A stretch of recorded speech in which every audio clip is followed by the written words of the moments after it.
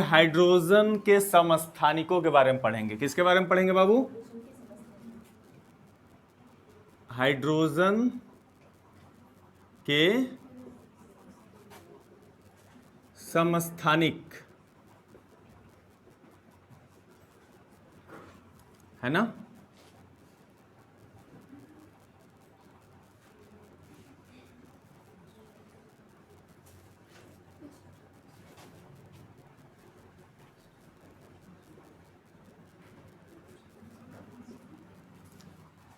Isotopes of hydrogen, है ना।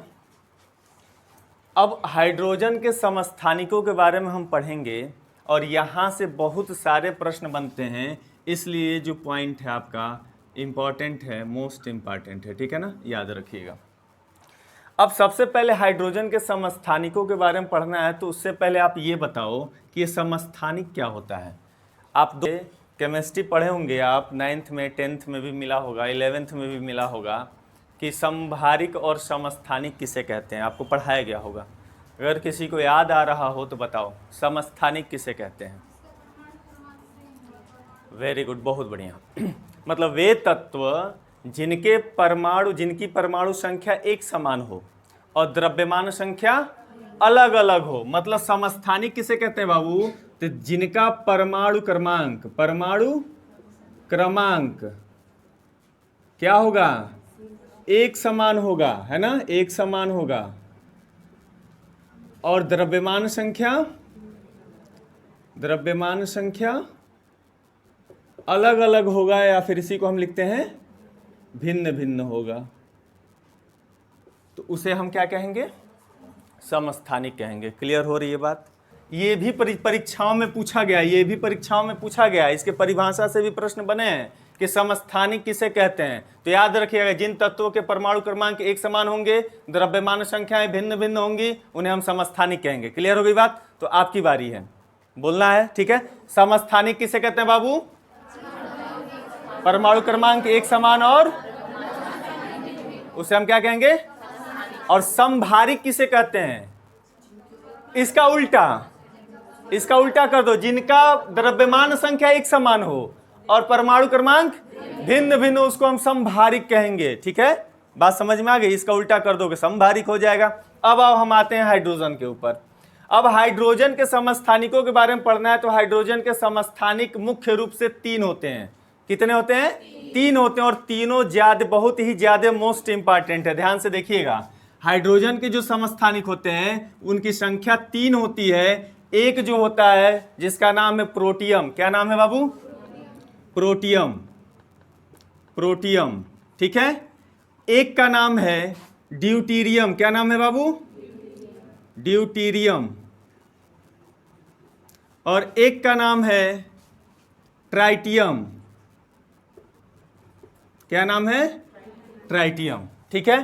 तो 3 नाम आपको याद रखना। हाइड्रोजन के 3 समस्थानिक होते हैं, एक प्रोटियम होता है, दूसरा ड्यूटीरियम होता है, और तीसरा ट्राइटियम होता है, ठीक है। अब ध्यान से सुनो, जो प्रोटियम है उसको हम 1H1 लिखते हैं। क्या लिखते हैं बाबू? 1H1 लिखते हैं। जो ड्यूटीरियम है उसको 1H2 लिखते हैं, और जो ट्राइटियम उसको 1H3 लिखते हैं। बात समझ में आ रही है? तो आपकी परीक्षाओं में इसका नाम पूछा गया है ना, और संकेत भी पूछा गया है। आपके परीक्षा में पूछ देगा कि ड्यूटीरियम का संकेत क्या होता है, ड्यूटीरियम को किससे लिखते हैं? तो 1H2 को ही हम क्या कहते हैं?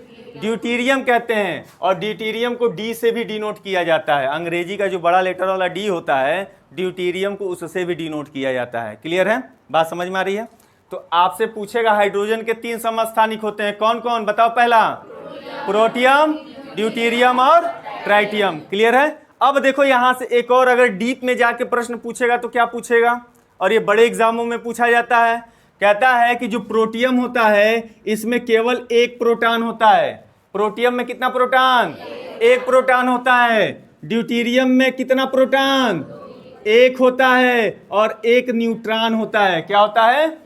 न्यूट्रॉन एक होता है और एक प्रोटॉन होता है, ठीक है। और ट्राइटियम में क्या होता है? एक प्रोटॉन होता है, लेकिन न्यूट्रॉनों की संख्या 2 हो जाती है। यहाँ से आपका एग्जाम में प्रश्न पूछेगा, जो बड़े लेवल के एग्जाम होंगे, जो पीसीएस लेवल का एग्जाम होगा या आईएएस लेवल का एग्जाम होगा, वहां पे ये स्टेटमेंट बन सकता है। तो इसलिए आप याद रखिएगा, इसके पहले मैं पढ़ा चुका हूं कि हाइड्रोजन में न्यूट्रॉन का अभाव पाया जाता है। हाइड्रोजन में किसका अभाव पाया जाता है? न्यूट्रॉन, मतलब हाइड्रोजन में न्यूट्रॉन नहीं होता। और फिर मैंने ये भी बताया था कि जो उसके समस्थानिक होते हैं, उनके समस्थानिकों में न्यूट्रॉन पाया जाएगा। जैसे यहाँ पे देख लो, हाइड्रोजन का ही एक समस्थानिक है ड्यूटेरियम, इसमें न्यूट्रॉन पाया जा रहा है। ट्राइटियम भी हाइड्रोजन का ही समस्थानिक है, यहाँ पे भी न्यूट्रॉन पाया जा रहा है। तो आपको ये संख्या याद रखना है कि किसमें कितना न्यूट्रॉन पाया जा रहा है, यहाँ से प्रश्न बन सकते हैं। क्लियर है? अब आ जाओ, अब एक एक को पकड़ते हैं और देखते हैं इसमें कौन सा ज्यादा इंपॉर्टेंट पॉइंट्स है जो आपके एग्जामों में पूछे जाएंगे। ठीक है, तो आ जाओ। तो प्रोटियम से ज्यादा कुछ नहीं पूछा जाएगा, बस एक पॉइंट याद रखना। एक पॉइंट ये याद रखना कि जो प्रोटियम होता है उसको हल्का हाइड्रोजन कहा जाता है। क्या कहा जाता है? आपकी परीक्षा में पूछ देगा कि हल्का हाइड्रोजन किसे कहते हैं, तो क्या बताओगे? प्रोटियम को हल्का हाइड्रोजन कहते हैं। क्या कहते हैं बाबू?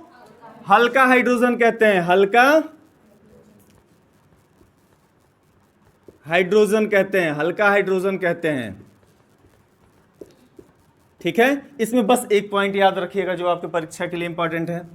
अब इसमें जो है ये सबसे ज्यादा इंपॉर्टेंट है, जो ड्यूटेरियम है ये सबसे ज्यादा महत्वपूर्ण है और यहां से प्रश्न बार बार बनते हैं।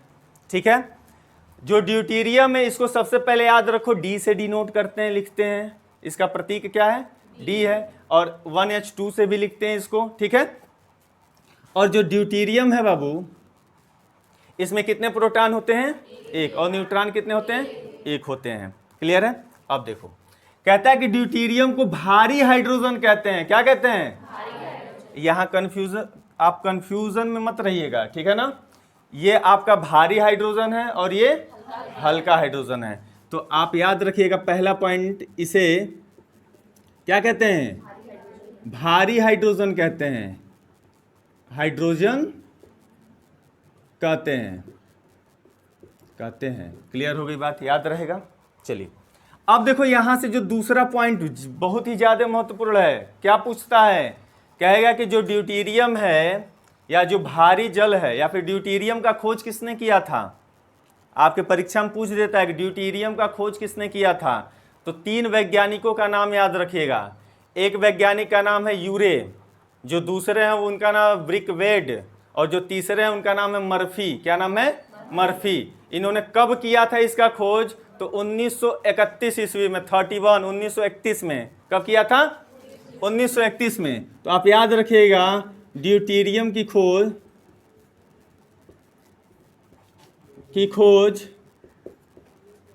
1931 में यूरे ब्रिकवेड एवं मर्फी नामक वैज्ञानिकों ने किया था। मर्फी नामक वैज्ञानिकों ने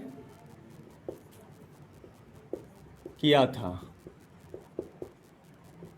याद रहेगा ये बात। ये तीनों लोग मिलकर किसकी खोज किए थे? ड्यूटेरियम की खोज किए थे, जिसमें सबसे बड़ा योगदान किसका था? यूरे का था। किसका था? यूरे का था। बहुत बड़ा योगदान था। इसलिए यूरे को ड्यूटेरियम और भारी जल के खोज के लिए 1934 में नोबेल पुरस्कार से सम्मानित किया गया था। ये भी पॉइंट आपको याद रखना पड़ेगा कि यूरे को किसके लिए नोबेल पुरस्कार मिला था। तो ड्यूटेरियम और भारी जल की खोज के लिए 1934 में, कब बाबू? 1934 में क्या मिला था? नोबेल पुरस्कार मिला था। क्लियर है? तो आप याद रखिएगा एक और पॉइंट इसमें, तीसरा पॉइंट, कि यूरे को 1934 ईस्वी में ड्यूटेरियम एवं भारी जल की खोज के लिए नोबेल पुरस्कार दिया गया था। क्लियर है?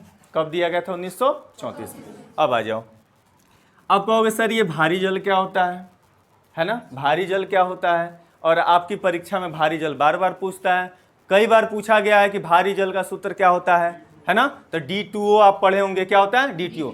मतलब जो ड्यूटीरियम के ऑक्साइड होते हैं, ड्यूटीरियम के ऑक्साइड को ही हम भारी जल कहते हैं। क्या कहते हैं बाबू? भारी जल। किसके ऑक्साइड के?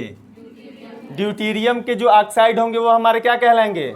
भारी जल कहलाएंगे। तो आप याद रखिएगा इसमें कि ड्यूटीरियम के ऑक्साइड को, ये प्रश्न में बहुत बार पूछा गया है, ठीक है ना?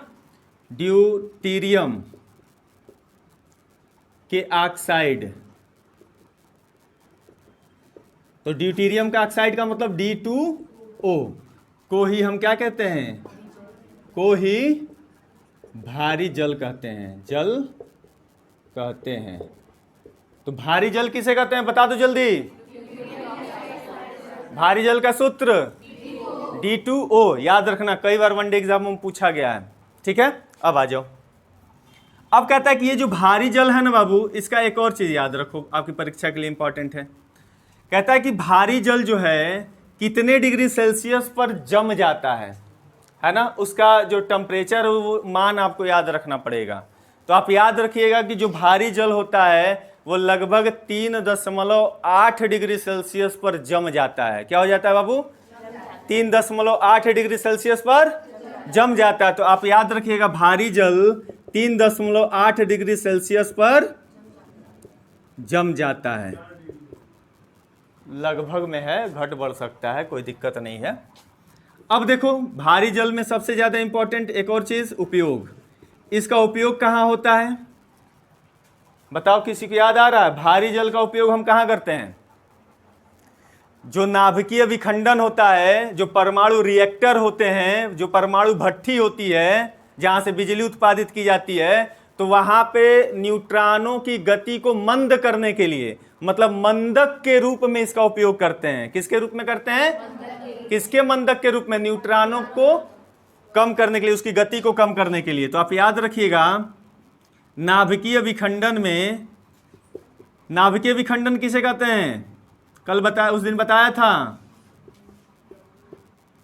नाभिकीय विखंडन में न्यूट्रॉन मंदक के रूप में, न्यूट्रॉन मंदक। मंदक का मतलब क्या होता है? मंदक मतलब धीमे कर देना, मंदक मने धीमा कर देना, स्लो कर देना, बहुत तेज भाग रहा, पकड़ के धीरे कर देता है न्यूट्रॉन की गति को, ठीक है ना?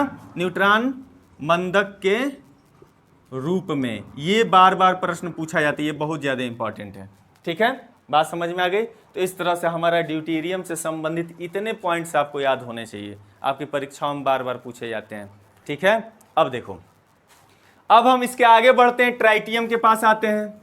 जब ट्राइटियम के पास आओगे तो यहां से बस एक जो है इंपॉर्टेंट पॉइंट मिलता है। कहता है कि ट्राइटियम जो है हाइड्रोजन का ऐसा समस्थानिक है जो रेडियो सक्रिय है। क्या है? रेडियो सक्रिय। आपकी परीक्षा में पूछा जा सकता है कि हाइड्रोजन का उस समस्थानिक का नाम बताओ जो रेडियो धर्मी गुण को प्रदर्शित करता है या फिर रेडियो सक्रियता को प्रदर्शित करता है। क्या बताओगे? ट्राइटियम। क्या बताओगे? ट्राइटियम। तो आप याद रखिएगा, ये रेडियो सक्रियता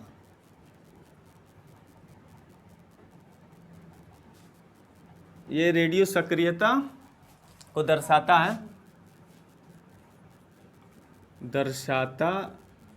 है, ठीक है ना? ये रेडियो सक्रियता को दर्शा, ये रेडियो सक्रिय समस्थानिक है, ऐसे लिख लो, रेडियो सक्रिय समस्थानिक है।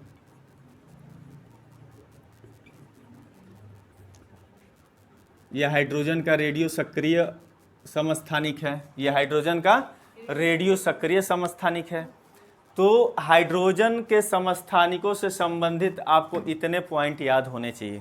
इतना याद कर लोगे, यहाँ से एक भी प्रश्न नहीं छूटेगा, है ना? ये आपका हो गया पीसीएस लेवल तक का, आपको मेंटेन किया गया है पीसीएस लेवल तक, मतलब पीसीएस का पीटी लेवल तक आप तैयार हो रहे हो धीरे धीरे, ठीक है ना? तो इतनी बातें आपको याद होनी चाहिए। तो अब आपकी बारी है। तैयार हैं? अभी लिखना नहीं है। तैयार हैं? मैं मेहनत करूंगा तो आपसे भी कराऊंगा भाई। रेडी हैं? तो चलिए, अब बोलिएगा हाइड्रोजन के कितने समस्थानिक? 3। कौन कौन? ट्राइटियम। ठीक है, चलो प्रोटियम का पहला पॉइंट बता दो। बहुत बढ़िया, ये हल्का हाइड्रोजन कहते हैं। ड्यूटीरियम को किससे लिखते हैं भाई? जी से। इसका पहला पॉइंट बताओ। बहुत बढ़िया। दूसरा क्या है?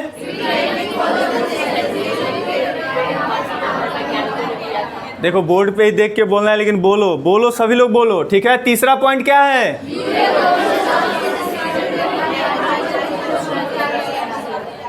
बहुत बढ़िया। भारी जल किसे कहते हैं? चलिए, भारी जल कितने डिग्री सेल्सियस पे जमता है? 3.8 डिग्री सेल्सियस पर। ठीक है, इसका उपयोग बता दो। ठीक है, और ट्राइटियम का पहला पॉइंट बता दो। किसमें 2 न्यूट्रॉन पाया जाता है और किसमें 1 न्यूट्रॉन? याद रहेगा? चलिए लिख लीजिए।